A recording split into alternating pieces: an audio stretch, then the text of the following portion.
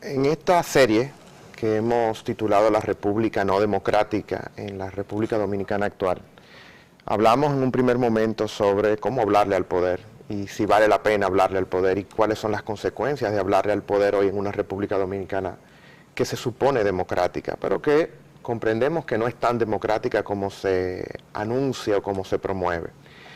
Ayer conversábamos también sobre los diferentes elementos que vician precisamente esa forma supuestamente democrática cuando las clases dirigentes, las clases de poder económico o político, se han hecho prácticamente un monopolio del control de los estamentos de decisión en República Dominicana. Y podríamos decir tal vez, bueno, pero al poder político le otorga siempre y cuando el poder político venga de la gente. Pero cuando el poder político no emana de la gente, sino que emana de unos grupos, no necesariamente próximos a las condiciones de la inmensa mayoría de la gente, entonces estamos hablando de una captura de la democracia. Hoy nosotros queremos ejemplarizar un poquito más eso y ir un poquito más a lo concreto, partiendo de una simple pregunta: ¿por qué no ha habido un estallido social en República Dominicana si las condiciones están ahí más que prestas para que exista una forma de rebelión de la gente ante las calamidades que pasan y ante sus verdugos, es decir, ante la clase dominante? Tenemos que recordar algo muy reciente: Puerto Rico. Puerto Rico, simplemente con una conversación por un chat con temas que los dirigentes de esa nación tuvieron, pues prácticamente despojó de manera popular al gobernante Rosselló de su puesto como gobernador de la isla.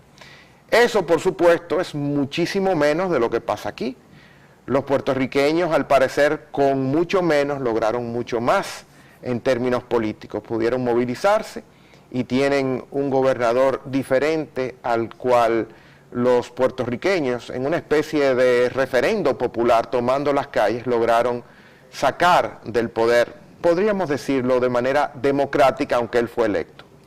Pero en República Dominicana eso no pasa, a pesar de que están, como dirían los cientistas sociales, dadas todas las condiciones, porque la gente vive en zozobra, porque la gente tiene hambre de comida, pero también tiene hambre de justicia, ¿no? Tiene ese anhelo de vivir en paz, como diría la canción aquella, el derecho de vivir en paz, el derecho de vivir con una escuela que le asista, ¿no? De manera concreta y que haga de ese que no tuvo nada en el nacimiento, que se pueda cargar intelectualmente y ser alguien luego reconocido por sus méritos, reconocidos por sus competencias, que la escuela lamentablemente no le provee. Y así hemos dicho también en todos los otros aspectos de lo que debería ser una vida digna, en el cuidado que tiene que tener la gente, ¿no? A nivel sea psicoafectivo, clínico, de la salud, la salubridad de las calles dominicanas, la seguridad pública, como es por supuesto, cuando sabemos que en nuestro país lamentablemente son las fuerzas de seguridad pública aquellas que o están cometiendo los atropellos directamente con los ciudadanos, o bien son aquellas que están envueltas en los delitos en los cuales la supuesta delincuencia, que solamente se dice delincuencia cuando son los humildes que atracan a los humildes, y hay que saber un poquito también qué es un atraco hoy en nuestro país. Habíamos dicho que un atraco no es más que la reacción que tiene un joven dominicano hoy cuando, habiéndosele cerrado todas las puertas por las cuales tratar de obtener una cierta vida decente, por ejemplo en la escuela, que lo excluye porque tiene que trabajar o porque le dice que es malo en sus notas, cuando ese muchacho viene de una familia que no tuvo la oportunidad, por ejemplo, de ir ella misma o sus padres a la escuela, todos esos mecanismos que el sistema, de manera absolutamente sin ningún tipo de reacción, acomete contra la gente, es esa reacción, es esa calamidad pública que los dominicanos y los dominicanos hoy sufren. ¿Pero cómo lo sufren? ¿Lo sufren en silencio? No. Los dominicanos están claros. Los dominicanos y las dominicanas están claros de lo que está pasando aquí. Solamente hay que aproximarse a una esquina. Solamente hay que montarse en un transporte público. Solamente hay que sentarse en una sala de espera y tirar un poquito el tema, ¿no? Y va a ver cómo corre el tema de indignación. ¿Cómo comienza a ser? Con un fosforito se prende una pradera. En toda la geografía nacional hay un sentimiento no solamente de inconformidad y de indignación, sino de queja permanente ante cómo vive la gente. Pero ¿por qué no pasa nada o casi nada en nuestro país, o por lo menos no trasciende como uno espera que trascienda cuando la gente, la inmensa mayoría de la gente, vive una situación y no tiene los medios de cómo canalizar eso? De diferentes formas. Recordemos que nosotros vivimos en un orden llamado neoliberal.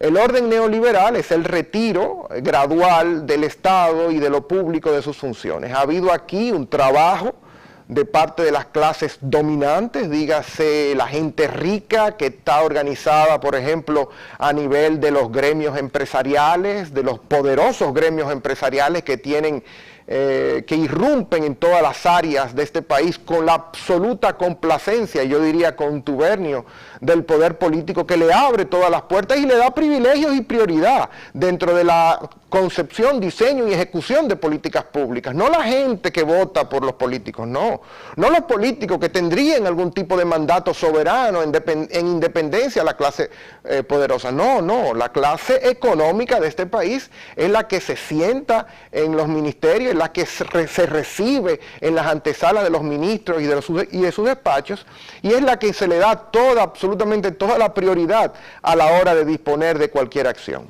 Entonces, ¿qué tenemos? La gente no tiene mecanismo donde acudir. La gente no tiene los canales donde poder expresarse. Tiene que poder ir, por ejemplo, a un canal de televisión cuando tiene alguna situación muy específica y limitarse a esa cosa específica, ¿no? Cuando no tiene agua, cuando no tiene luz, cuando hay una zozobra porque hay contaminación sonora, o porque cuando hay un verdugo de la policía, del DICRIM, de la DNCD que está azotando la calle en la cual ellos viven, entonces tienen la posibilidad algunas veces de ir. Pero qué pena.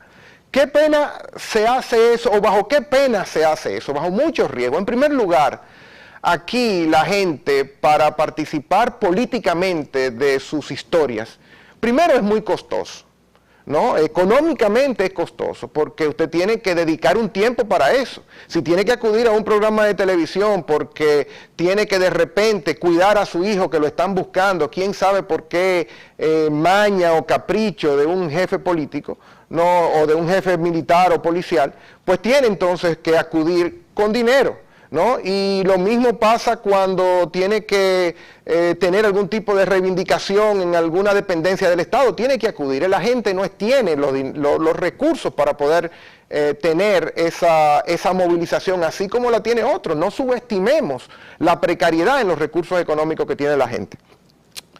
De igual manera, la falta de espacios colectivos para poder organizarse, es decir, lamentablemente la política dominicana pasa aparentemente únicamente por los partidos. ¿Cómo es posible que sean los partidos únicamente los que reciban la indignación de la gente? Eso no es posible porque son mastodontes, y para poder llegar a eso tienen que tener intermediarios. La mayoría de esos intermediarios está en otra cosa que no es atendiendo a la gente en sus diferentes demarcaciones, en sus diferentes territorios. Y por último está el descreimiento, es decir, aquí se ha infundido la idea de la desesperanza, de la resignación, de la atomización de voluntades. Es decir, aquí el neoliberalismo ha traído consigo la individualidad por encima de lo colectivo. Y sabemos que los problemas, cuando se reiteran en muchos espacios, son problemas sociales, es decir, que son problemas que le afectan a más de una persona.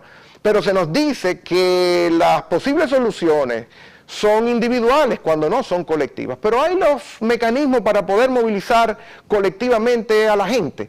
La gente tiene los mecanismos para poder aglutinarse, como decíamos, cuesta porque hay que tener los recursos, porque mucha gente tiene miedo de poder arriesgar lo poquito que le han dejado para sobrevivir si tiene una protesta, y entonces se instala una especie de fatalismo, como si la realidad de nuestro país fuera un regalo a pesar de lo malo que está y de la cual nosotros deberíamos hasta dar gracias. Incluso una de las expresiones más importantes que tiene nuestro país es ¿cómo tú estás? Y el otro responde, yo estoy bien, vivo, ¿no? Como si solamente la vida fuera algo ya o sobreviviendo suficiente para poder no hacer política en el sentido más pleno de la palabra, que es sencillamente poder tener los recursos para poder dar en público el parecer sobre lo que está pasando, sobre tus denuncias, etcétera, etcétera. Entonces, lamentablemente, en nuestro país están prácticamente cerrados, si no todos, la inmensa mayoría de canales que en otros países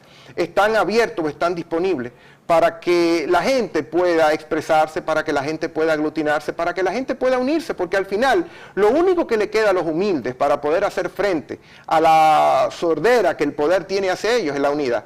Y si esa unidad el propio sistema no la propicia a través de diferentes mecanismos, sean los invisibles o sean los formales como instituciones que puedan acoger esas denuncias, que puedan acoger esa movilización posible de la gente, no estamos en una república democrática.